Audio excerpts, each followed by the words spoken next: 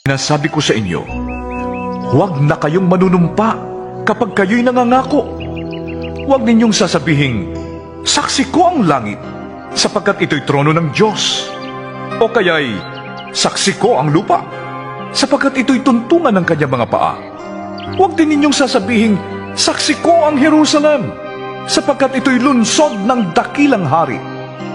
Huwag mo ring sabihing, mamatay man ako, sapagkat ni isang buhok sa iyong ulo ay hindi mo kayang paputiin o paitimin. Sabihin mo na lang na, oo, kung oo, at hindi, kung hindi.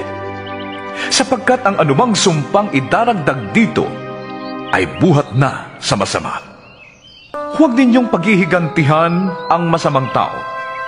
Kung sinampal ka sa kanang pisngi, iharap mo rin sa kanya ang kaliwa.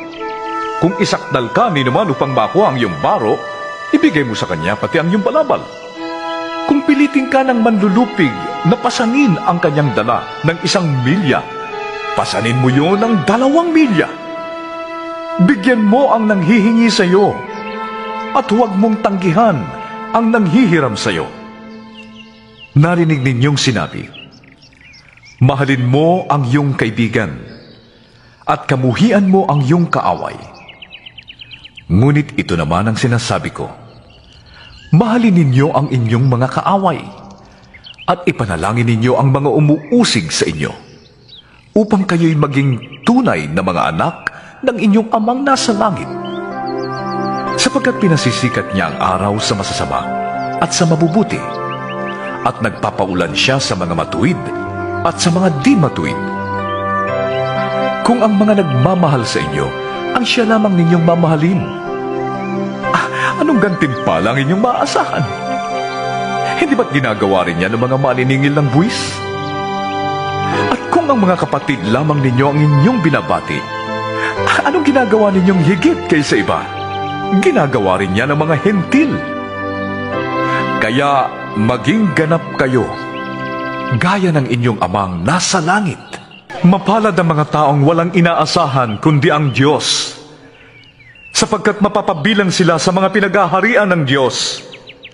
Mapalad ang mga nagdadalamhati, sapagkat aaliwin sila ng Diyos. Mapalad ang mga mapagpakumbaba, sapagkat tatamuhin nila ang ipinangako ng Diyos.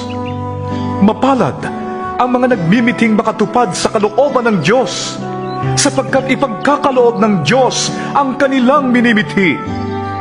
Mapalad ang mga mahabagin, sapagkat kahabagan sila ng Diyos. Mapalad ang mga may malinis na puso, sapagkat makikita nila ang Diyos. Mapalad ang mga gumagawa ng paraan para sa kapayapaan, sapagkat sila ituturing ng Diyos na kanyang mga anak. Mapalad ang mga inuusig dahil sa kanilang pagsunod sa kalooban ng Diyos, sapagkat mapapabilang sila sa mga pinaghaharian ng Diyos. Mapalad kayo kapag dahil sa akin ay nilalait kayo ng mga tao, inuusig at pinaparatangan ng lahat ng uri ng kasamaan na pawang kasinungalingan. Magsaya kayo at magalak, sapagkat malaki ang inyong gantimpala sa langit. Gayon din ang ginawa ng mga tao sa mga propetang nauna sa inyo. Kayo'y asin ng sangkatauhan. Subalit kung mawala ng alat ang asin, paanong mapapaalat uli iyon? Wala na yung kabuluhan, kaya't itinatapon na lamang at tinatapakan ng mga tao.